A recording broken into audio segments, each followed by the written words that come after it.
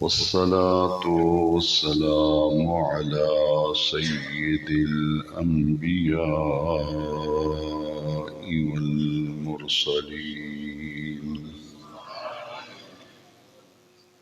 وعلى آله وأصحابه أجمعين. أما بعد فأعوذ بالله من الشيطان الرجيم. بسم الله الرحمن الرحيم.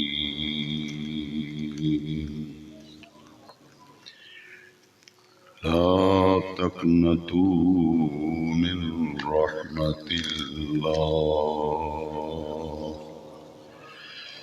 صدق الله مولانا العظيم. إن الله وملائكته يصلون على النبي يا أيها الذين آمنوا صلوا عليه وسلموا تسليما.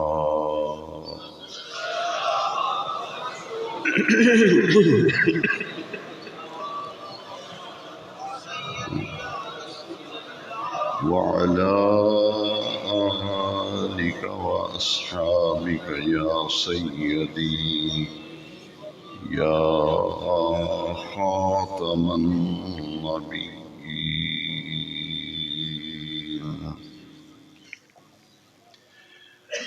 اللہ رب العزت کا فضل و کرم اور لطف و احسان ہے کہ رب کریم نے ہمیں اس زندگی میں ماہ مقدس رمضان المبارک کی پرکیف رحمتوں اور برکتوں بھری ساعتیں نصیب فرمائیں۔ اللہ رب العزت اس مہینے کی برکتوں سے پورے عالم اسلام اور پوری دنیا کے مسلمانوں کو عزت، آبرو، امن و سلامتی اور غلبہ دین حق نصیب فرمائے۔ رمضان الکریم کا پہلا جمعہ مبارکہ ہے اور رحمت کا عشرہ چل رہا ہے۔ انشاءاللہ العزیز 4 دن کے بعد اس انوار و تجلیات سے معمور مہینے کا دوسرا عشرہ شروع ہو جائے گا۔ اللہ رب العزت نے اس مہینے میں اتنی برکتیں رکھی ہیں کہ ہمارے پیارے نبی کریم صلی اللہ علیہ وسلم کی حدیث مبارکہ ہے، هو شہر اولہ رحمت وأوسطہ مغفرۃ وآخرہ عتق من النار، کہ اس ماہ مقدس کے پہلے عشرے میں رحمت ہے، دوسرے عشرے میں مغفرت ہے اور تیسرے عشرے میں جہنم سے آزادی ہے۔ اہل ایمان کے لیے اس مہینے کو، جو عظیم ترین مہینہ ہے، نزول قرآن کا مہینہ قرآن مجید میں ذکر کیا گیا، جیسا کہ سورہ بقرہ میں ہے، شہر رمضان الذی انزل فیہ القرآن، کہ رمضان وہ مہینہ ہے جس میں قرآن اتارا گیا، قرآن نازل کیا گیا۔ یہ نزول قرآن کا مہینہ ہے، اور اس مہینے میں خوش نصیب لوگ نیک اعمال کر کے اور اللہ رب العزت کی رضا اور خوشنودی کے لیے وہ چیزیں جو سال بھر حلال اور طیب ہیں، اس ایک مہینے میں اللہ رب العزت نے ان 3 چیزوں سے پرہیز کرنے، ان 3 چیزوں کے قریب تک نہ جانے کو عبادت بنایا۔ حلال اور طیب چیزوں کو بالکل صبح صادق سے لے کے غروب آفتاب تک ترک کر دینا، اسی کا نام روزہ ہے۔ روزے کی تعریف ہے الاحتراز عن الاکل والشرب والجماع بالنیت من طلوع الفجر الى غروب الشمس، کہ عبادت کی نیت سے اللہ کی رضا کے لیے، اللہ کریم کی خوشنودی کے لیے کھانے پینے ازدواجی عمل سے اپنے آپ کو بچانے کا نام روزہ ہے۔ اور یہ تینوں چیزیں حلال ہیں، طیب ہیں۔ اگر آدمی بالکل تخلیے میں ہو، تنہائی میں ہو، اسے کوئی دیکھ نہ رہا ہو، تو اس خلوت میں، تخلیے میں، تنہائی میں آدمی ان تینوں حلال اور طیب چیزوں کو ہاتھ تک نہیں لگاتا، یہاں تک کہ وضو کرتے ہوئے بھی اتنی احتیاط کی جاتی ہے کہ پانی کا کوئی ایک قطرہ بھی ہمارے حلق سے نیچے نہ اترے، کیونکہ اللہ کریم یہ پسند فرماتا ہے، اللہ کریم چاہتا ہے کہ رمضان شریف کے مہینے میں صبح صادق سے لے کے غروب آفتاب تک کھانا اور پینا حلال اور طیب ہے، لیکن رب کریم پسند فرماتا ہے کہ میرے بندے کے حلق سے نیچے پانی کا ایک قطرہ تک نہ اترے، اور کھانے والی چیزوں کا ایک ذرہ بھی حلق سے نیچے نہ اترے۔ اتنی احتیاط کرتا ہے روزے دار، اسے کوئی دیکھ نہیں سکتا، تنہائی میں ہے، تخلیے میں ہے، اور کسی کا ڈر بھی نہیں، نہ کوئی اوپر سزا دینے کے لیے آدمی کھڑا ہے، لیکن اس کے باوجود وہ ان تینوں حلال چیزوں کو ہاتھ تک نہیں لگاتا، صرف اس لیے کہ اس ایک مہینے میں ان حلال چیزوں اور طیب چیزوں کو ترک کرنے کا حکم میرے رب کریم نے دیا ہے۔ اس لیے اس کی رضا، اس کی خوشنودی اور اس کی عبادت کی نیت سے ان 3 چیزوں کو میں ہاتھ تک نہیں لگاؤں گا۔ یہ ایک مہینے کے لیے مشق کرائی گئی، اصلاح اور تربیت کی گئی کہ جس رب کریم کو تم نے راضی کرنے کے لیے ایک مہینے کے لیے حلال، طیب، پاکیزہ چیزوں کو چھوڑا ہے، ہاتھ تک نہیں لگاتے، تو باقی 11 مہینے اسی رب کی رضا و خوشنودی کے لیے تم حرام کے کیوں قریب جاتے ہو؟ تم پھر حرام کو ہاتھ کیوں لگاتے ہو؟ اس کے قریب کیوں جاتے ہو؟ اس سے اپنا دامن کیوں نہیں بچاتے؟ یہ ہے دراصل روزے کی مقصدیت، روزے کی حکمت، اس کی غرض و غایت۔ اگر کسی شخص نے روزے کے مقصد تک اس پورے مہینے میں رسائی حاصل نہیں کی، اور اس پورے مہینے کی مقصدیت سورہ بقرہ میں اللہ کریم نے بیان فرمائی، یا ایھا الذین آمنوا کتب علیکم الصیام کما کتب علی الذین من قبلکم لعلکم تتقون۔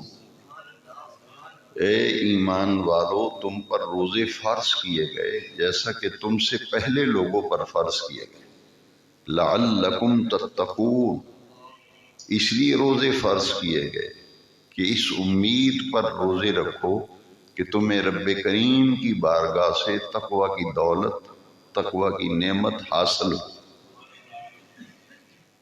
کھانا پینا تو بند کر دیا، صبح صادق ہوتے ہی غروب آفتاب تک کھانا بھی ہمارا بند، پینا بھی بند، لیکن زبان سے اگر روزے کی حالت میں جھوٹ بولا جا رہا ہے، غیبت کی جا رہی ہے، چغلیاں کی جا رہی ہیں، گالی دی جا رہی ہے، بد کلامی کی جا رہی ہے، اور اس کے ساتھ ساتھ بد نگاہی کا گناہ بھی چل رہا ہے، لین دین کے معاملے میں گڑبڑ چل رہی ہے، تو اس سے پتہ یہ چلے گا کہ اس کھانا پینا بند کرنے والے نے صرف بھوک اور پیاس کو روزہ سمجھ لیا ہے، حالانکہ یہ تو روزے کی ظاہری صورت ہے،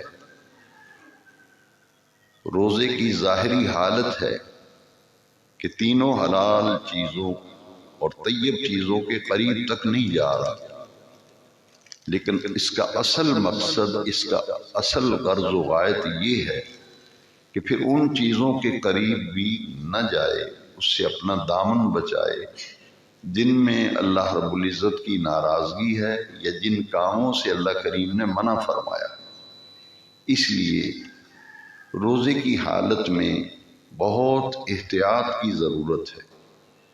اس سلسلے میں حضور کی یہ حدیث مبارک کہ روزے دار سے اگر کوئی آدمی جھگڑا کرے تو اس کے جواب میں وہ اس کے ساتھ جھگڑا نہیں کرے گا، بلکہ اسے فوراً جواب دے گا کہ میں تم سے جھگڑتا نہیں، اس لیے کہ میں روزے کی حالت میں ہوں، میرا منصب مجھے اجازت نہیں دیتا کہ میں اس حالت میں، روزے کی حالت میں تمہارے ساتھ جھگڑا کروں۔ اور اگر کسی کو کوئی گالی دے تو اس کا جواب روزے دار گالی سے نہیں دے گا۔ کیوں؟ نبی کریم علیہ السلام کی حدیث ہے، گالی دینے والے کو روزے دار صاف صاف کہہ دے انا صائم، میں روزے سے ہوں اور میں صائم ہوں، اور صائم کا سٹیٹس اور تقدس یہ تقاضا کرتا ہے کہ وہ گالی دینے والے کو گالی نہ دے، گالی کو سن کر خاموش ہو جائے۔ ہر چیز کا جواب دینا ضروری نہیں ہوتا۔ یہ ہے روزے کی مقصدیت، اور ہمیں اللہ کریم کی بارگاہ میں دعا کرنی چاہیے کہ اللہ کریم ہمیں زیادہ سے زیادہ اس مہینے سے حسنات اور برکات جمع کرنے کی توفیق عطا فرمائے۔ اس مہینے سے فائدہ کیسے ہم اٹھائیں، اور اس مہینے میں وہ کون سے کام ہیں جن کی نبی کریم علیہ السلام نے باقی 11 مہینوں کی نسبت زیادہ تعلیم دی، زیادہ ترغیب دی، زیادہ راغب کیا۔ ان چیزوں کو اپنا کر ہم اپنے رب کریم کی رضا بھی حاصل کر سکتے ہیں، اللہ کے پیارے محبوب کریم صلی اللہ علیہ وسلم کی خوشنودی حاصل کر سکتے ہیں، اور سب سے بڑی بات یہ ہے کہ روزے کے مقصد تک ہم پہنچ سکتے ہیں۔ ہمارے لیے روزے کے مقصد تک پہنچنا آسان ہو جائے گا۔ اس لیے آج کے بیان جمعہ میں 4 چیزیں آپ کو ایسی بتانا چاہتا ہوں کہ جن 4 چیزوں کا حکم کسی عالم دین نے نہیں، کسی بزرگ نے نہیں، بلکہ اللہ کے پیارے محبوب صلی اللہ علیہ وسلم سارے کا سارا دین جن کے قلب اطہر پر نازل ہوا، وہ دین جو حضور کی قلب اطہر پر نازل ہوا، وہ دین کہاں کہاں ہے؟ وہ اللہ کے قرآن میں وہ سارا دین ہے۔ جو دین حضور کے قلب اطہر پر، دل اقدس پر نازل ہوا، وہ سارے کا سارا دین کس میں ہے؟ قرآن میں۔ قرآن کے بعد پھر دین نبی کریم علیہ السلام کی سنت میں ہے، حضور کی سنت۔ سنت سے مراد حضور کا طریقہ، حضور کا طرز زندگی، حضور کی سیرت طیبہ۔ دین ملے گا قرآن سے، دین ملے گا حضور کی سنت سے، حضور کے مبارک طریقوں سے۔ اور پھر یہ دین کہاں محفوظ ہے؟ صحابہ کرام کی زندگیوں میں۔ یہ دین حضور کی، صحابہ کرام کی زندگیوں میں دین ملے گا۔ تو قرآن میں دین ہے، حضور کی سنت میں دین ہے، اسی طرح صحابہ کرام کی زندگیوں میں دین ہے۔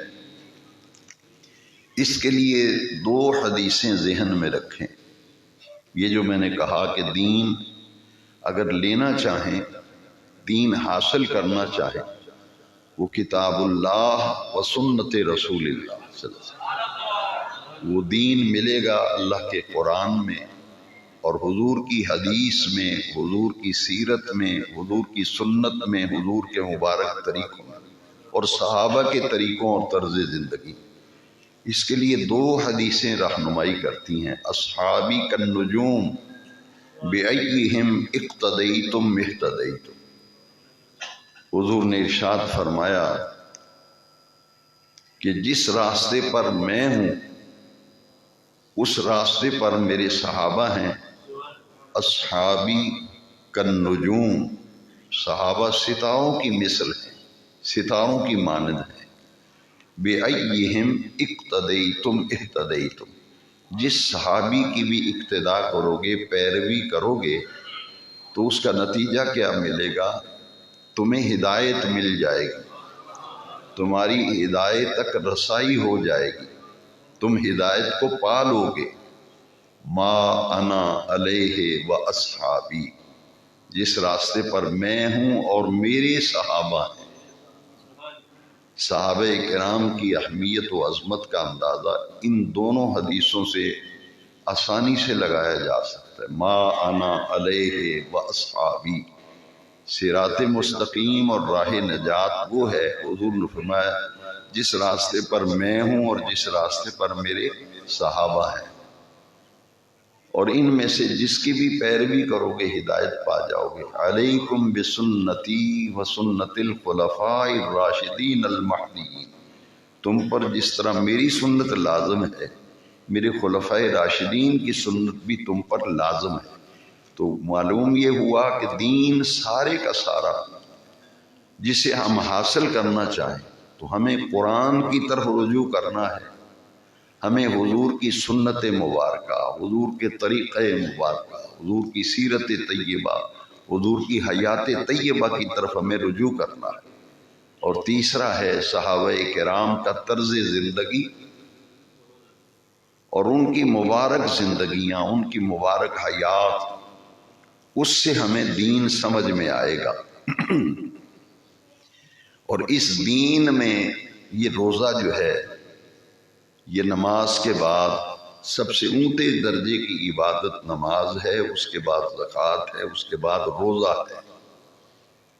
اس مہینے میں وہ دین کی برکتیں، وہ رمضان کی برکتیں اگر ہم پانا چاہیں تو ہمیں 4 عمل ایسے ہیں، 4 باتیں ایسی ہیں جن کی ہمیں اس مہینے میں دوسرے مہینوں کی نسبت کثرت کرنی چاہیے۔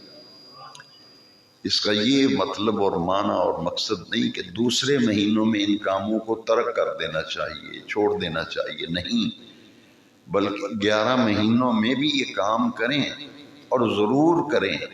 اس کی لاتعداد برکتیں ہیں، لیکن اس مہینے کو غنیمت جان کر ان چیزوں کی کثرت بھی کریں، ان چیزوں کی رغبت بھی رکھیں، ان چیزوں کا ذوق اور شوق بھی رکھیں۔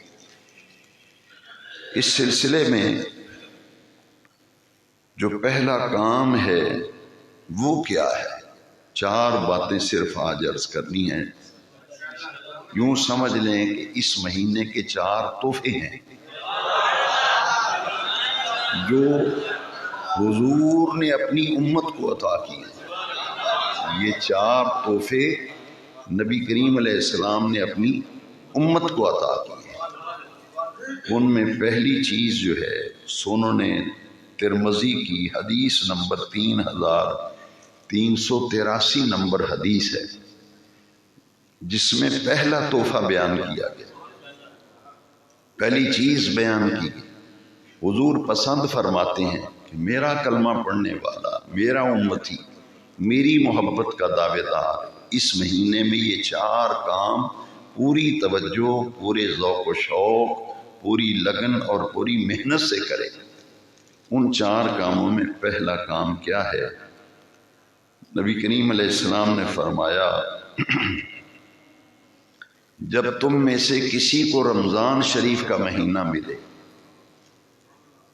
جس کسی کو بھی رمضان شریف کا مہینہ ملے، جیسا قرآن میں آیا نا، فمن شاہد منکم الشہر فلیصم، جو اس مہینے کو پائے اس مہینے کے روزے رکھے۔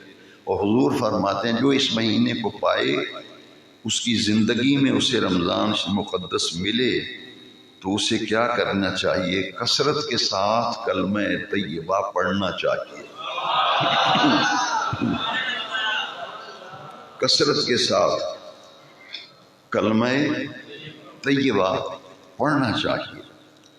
اور اس کا مرادی معنی یہ ہے کہ جب یہ مہینہ آئے تو مسلمان کی زبان پر کلمہ طیبہ کا ورد ہونا چاہیے۔ اس مہینے میں، پورے مہینے میں کثرت سے کلمہ طیبہ پڑھنا۔ اور وہ کیا ہے؟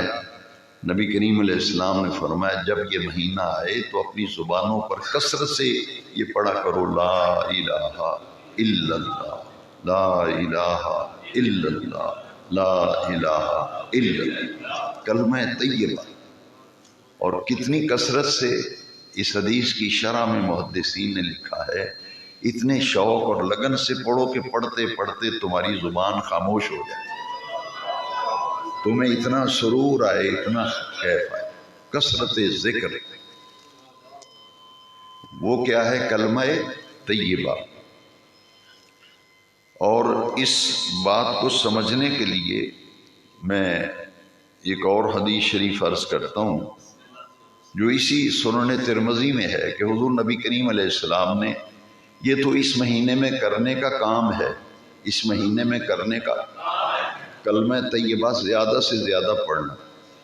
اب اس کلمے کی اہمیت کہ اس کلمے کو زیادہ پڑھنے کا حکم حضور دے رہے ہیں، تو اس کلمے میں کوئی خاص بات ہے نا۔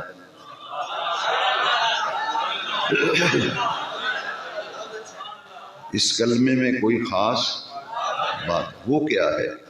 وہ حدیث شریف دوسری ہے لیکن اسی سنن ترمذی میں ہے۔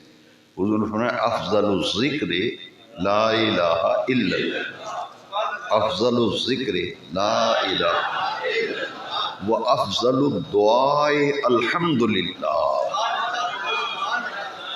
یہ دل پر لکھ لیں، حضور نے فرمایا تمام اذکار میں سے جو زبان سے ذکر لسانی، زبان سے ہم جو اللہ کا ذکر کرتے ہیں، اس ذکر میں سب سے فضیلت والا ذکر کلمہ طیبہ ہے۔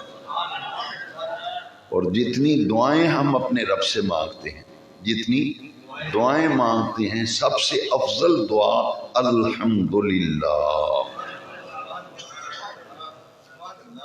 سب سے افضل دعا الحمدللہ۔ اللہ کی کوئی نعمت ملے، کوئی عطا ہو تو پھر فوراً پڑھنا چاہیے الحمدللہ۔ یہ افضل دعا ہے اور کلمہ طیبہ افضل ذکر ہے۔ ایک تو یہ کلمہ طیبہ، دوسرا کام نبی کریم علیہ السلام نے فرمایا کہ اس مہینے کے اندر کثرت سے اپنے رب کی بارگاہ سے مغفرت مانگا کرو۔ اس مہینے میں زیادہ سے زیادہ اپنا رب سے مغفرت، بخشش مانگا کرو۔ اور وہ کیسے مانگتے ہیں؟ اس کے لیے استغفار، اس کے لیے استغفار باب استفعال ہے، اس کا معنی ہے مغفرت چاہنا، مغفرت کا سوال کرنا۔ انہوں نے فرمایا اس مہینے کو ضائع نہ کرو، اس مہینے میں اپنے رب سے مغفرت مانگا کرو، اپنے رب سے مغفرت چاہا کرو۔ تو اس کے لیے الفاظ استغفر اللہ ربی من کل ذنب واتوب الیہ، استغفار کثرت سے کرنا۔ اور اس کے لیے ایک اور بڑے پیارے کلمات حدیث شریف میں ہیں، وہ ہیں استغفر اللہ الذی لا الہ الا هو الحی القیوم واتوب الیہ۔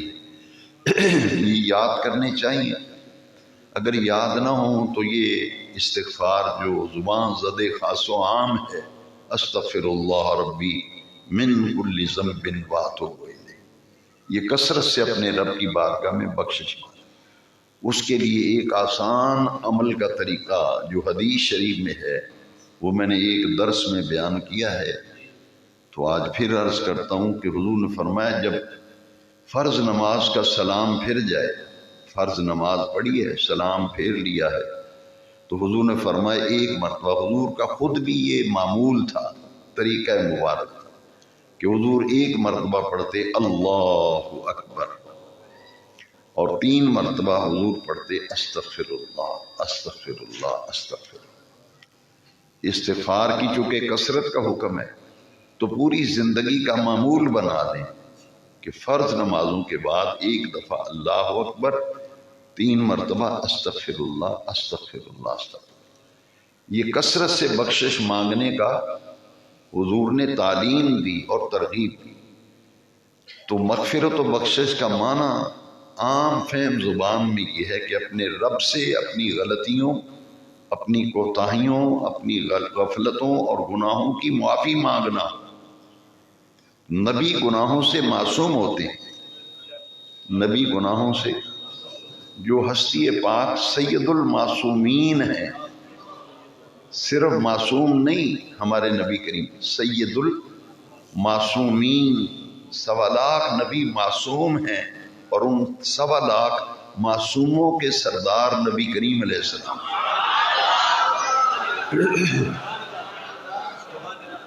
یعنی کثرت سے استغفار کا فلسفہ، حکمت اور راز وہ کیا ہے؟ وہ ہستی جو صرف معصوم نہیں، 1.25 لاکھ معصوموں کے سردار ہیں، وہ فرماتے ہیں میں ایک دن میں 70 سے زیادہ مرتبہ استغفار کرتا ہوں، اور ایک حدیث میں ہے 100 سے زیادہ مرتبہ استغفار کرتا ہوں۔ اس سے معلوم یہ ہوا کہ جو سید المعصومین ہیں وہ اگر 70 مرتبہ، 100 مرتبہ ایک دن میں خود استغفار فرماتے ہیں تو پھر امت کو کس کثرت سے استغفار کرنا چاہتے ہیں۔ معصوم جب استغفار کے لفظ پڑھتا ہے، معصوم، ایک ہے معصوم، ایک ہے محفوظ۔ نبی معصوم ہیں، انبیاء اور مرسلین کے علاوہ کوئی معصوم نہیں۔ فرشتے معصوم ہیں، فرشتے معصوم ہیں، لیکن ان کے علاوہ صحابہ، اہل بیت، اولیاء اللہ، یہ محفوظ ہیں، یہ محفوظ ہیں، یعنی ان سے گناہ سرزد نہیں ہوتا، اللہ انہیں محفوظ فرما لیتا۔ لہذا جو سید المعصومین ہیں وہ اگر یا معصوم وہ کثرت استغفار کریں یا محفوظ استغفار کریں تو ان کے درجات بلند ہوتے ہیں۔ نیک آدمی متقی پرہیزگار جب استغفار کرتا ہے تو کیا ہوتا ہے، اس کے درجات بلند ہوتے ہیں، اور ہم جیسے ناقص ناکارے گناہگار جب استغفار کرتے ہیں تو غلطیاں، کوتاہیاں، سستیاں اور گناہ معاف ہوتے ہیں۔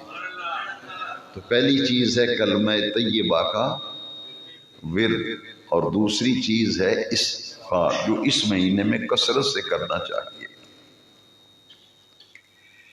یہاں یہ جو استغفار ہے یعنی رجوع اللہ، اللہ کی طرف رجوع کرنا، اور کثرت سے کلمہ طیبہ کا ذکر اور استغفار کرنا، اس کے فوائد و ثمرات ایک حدیث شریف بہت ہی پیاری جو حقائق پر مبنی ہے، حضور نے حقیقتیں کھول کر اپنی امت کے سامنے رکھ دی۔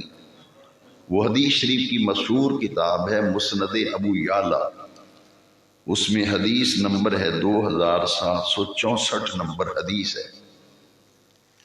حضور نے فرمایا میری امت میں ایک شخص ایسا ہوگا جس کے پاس مال و دولت کثرت سے ہوگا، مال و دولت کی فراوانی ہوگی، سرمایہ ہوگا، دولت ہوگی، روپیہ پیسہ ہوگا، اور اس کے ساتھ ساتھ جاہو منصب بھی ہوگا، جاہو کسی اہم عہدے پر فائز بھی ہوگا، اور اس کے پاس بڑی پاور ہوگی، بڑی طاقت ہوگی کہ اس کا نام سن کے بھی لوگ لرزتے ہوں گے، اس کی بات عام نہیں کرتے ہوں گے کہ کہیں پکڑا نہ جاؤں، گرفت میں نہ آ جاؤں، وہ مجھے مروائے نہ کہیں، اس سے لوگ خوف آتے ہوں گے۔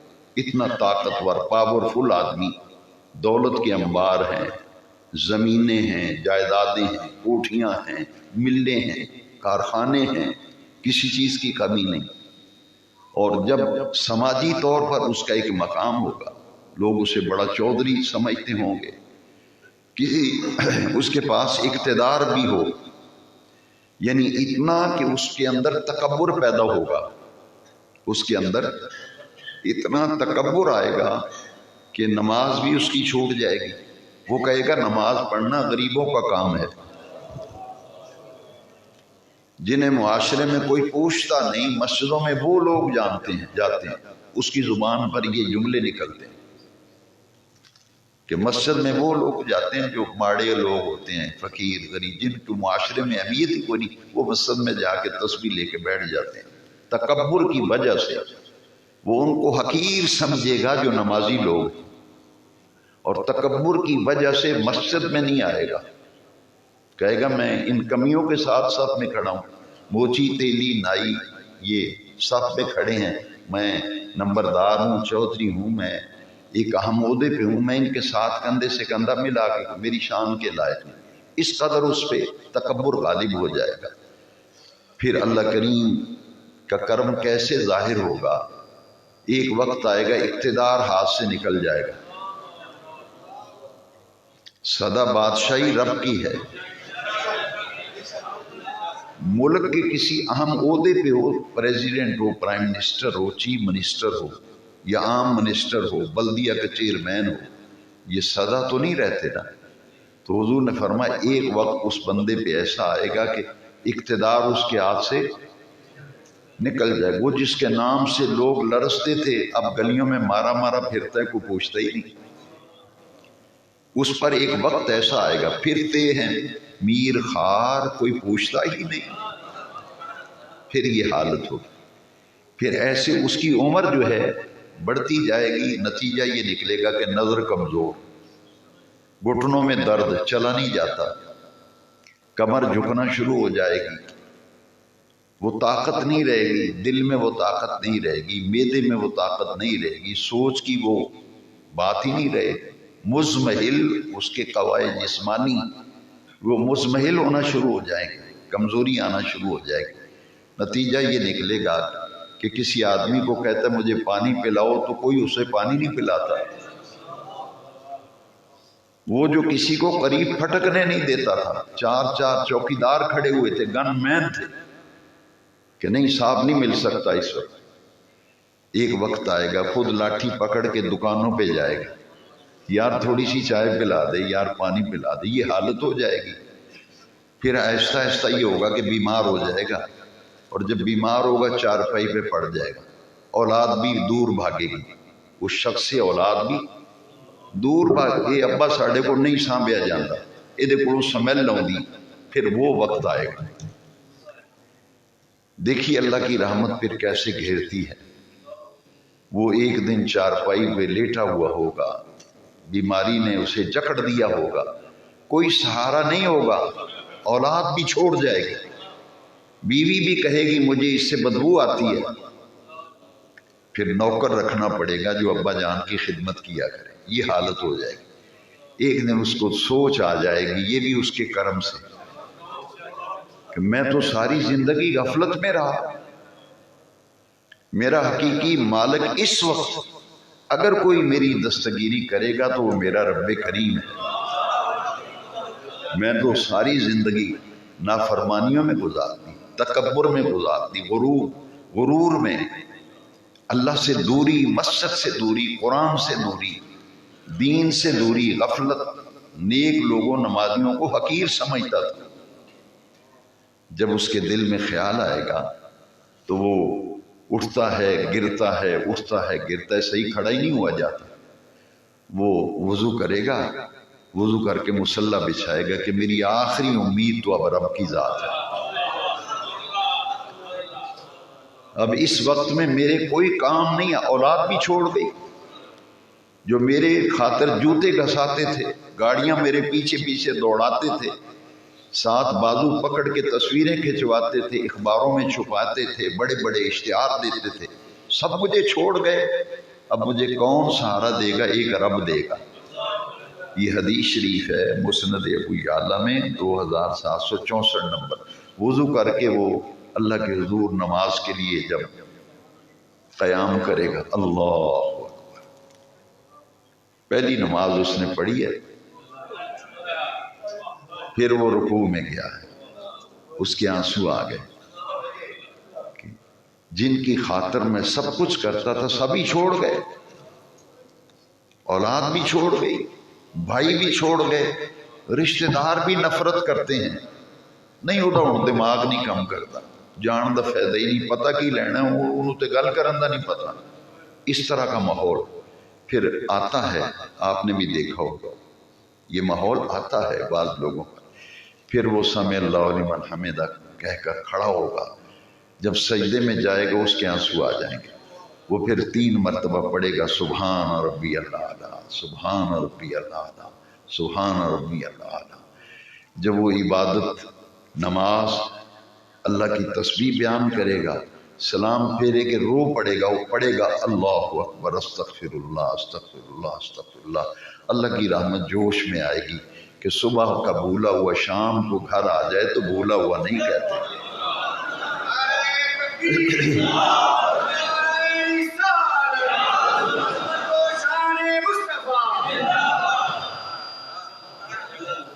اور نبی کریم علیہ السلام نے فرمایا کہ جب وہ سلام پھیرتا ہے تو اس وقت تک اس کے زندگی بھر کے گناہ معاف ہو چکے ہوتے ہیں۔ اس حدیث سے معلوم یہ ہوا لا تقنطوا من رحمت اللہ، سورہ زمر کی آیت نمبر 53 نمبر آیت ہے سورہ زمر، لا تقنطوا، اتنی ایمان افروز آیت ہے قرآن۔ ہم کہاں بھاگتے پھرتے ہیں، جدھر بھاگ کے جانا چاہیے ادھر ہم جاتے نہیں، جدھر بھاگ کے جانا ہے ادھر وَسَارِعُوا إِلَى مَغْفِرَةٍ مِّن رَبِّكُمْ، دوڑو تو اپنے رب کی بخشش کی طرف دوڑو، دوڑنا ہے تو اللہ کی طرف دوڑ لگاؤ، مسجد کی طرف دوڑ لگاؤ، دین کی طرف دوڑ لگاؤ، قرآن کی طرف دوڑ لگاؤ، پھر اللہ کریم اس بندے کو اتنا نوازے گا، اتنا نوازے گا کہ اس کی آخرت اس کے لیے بہتر بنا دے گا۔ تو پہلی چیز کیا ہے؟ کلمہ طیبہ. دوسری چیز استغفار. یعنی اتنا فائدہ ہے رجوع الی اللہ کا. اللہ کو یاد کرنے سے کتنا نفع ملا. سب چھوڑ گئے مگر اللہ نے نہیں چھوڑا. اس نے پھر بھی کہا یا عبادی، یا عباد. تو بھاگ لے جہاں تک بھاگتا ہے، آخر تیرا رب تو میں ہی ہوں نا. بادشاہی کا مالک میں ہوں، عزت اور ذلت میرے ہاتھ میں ہے. اب اگر تو آ ہی گیا میرے دروازے پہ تو مجھ سے بڑا بھی کوئی کریم ہے، مجھ سے بڑا بھی کوئی سخی ہے. لے پھر میرے دروازے پہ آنا تیرا کام تھا، تیری ساری خطائیں اور غلطیاں معاف کرنا میرا کام ہے. تو کتنے کام ہو گئے جی؟ اتنی توجہ سے سن رہے ہیں آپ؟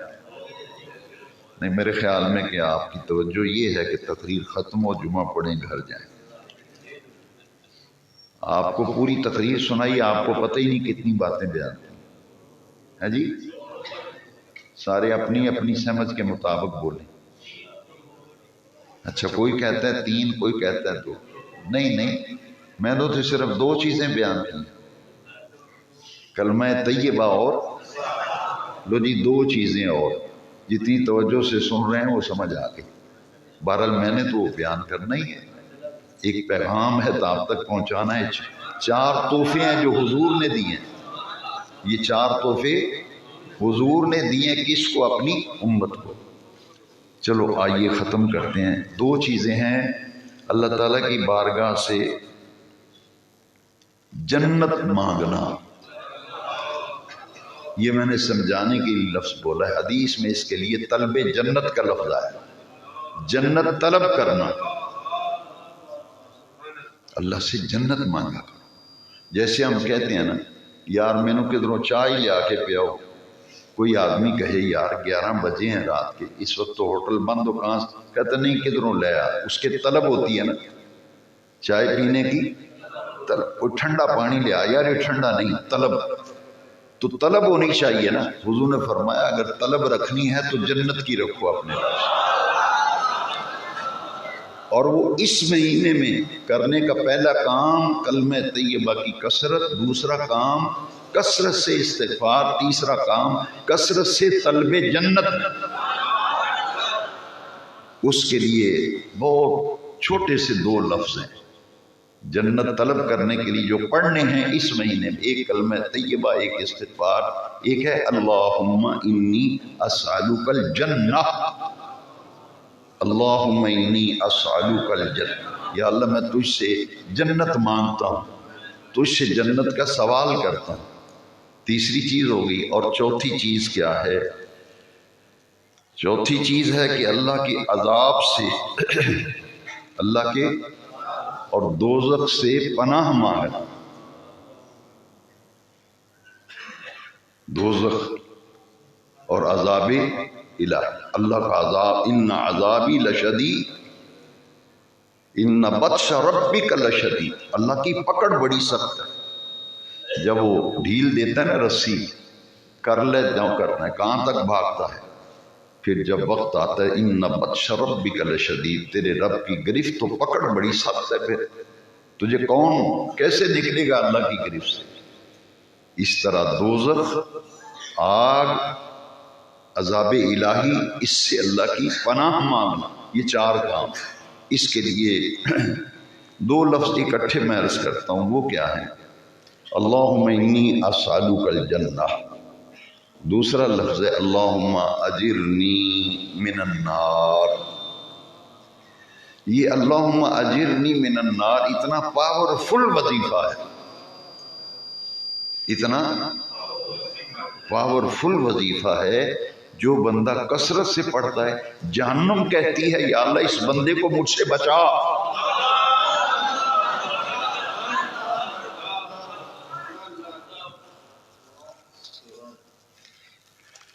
جہنم کہتی ہے.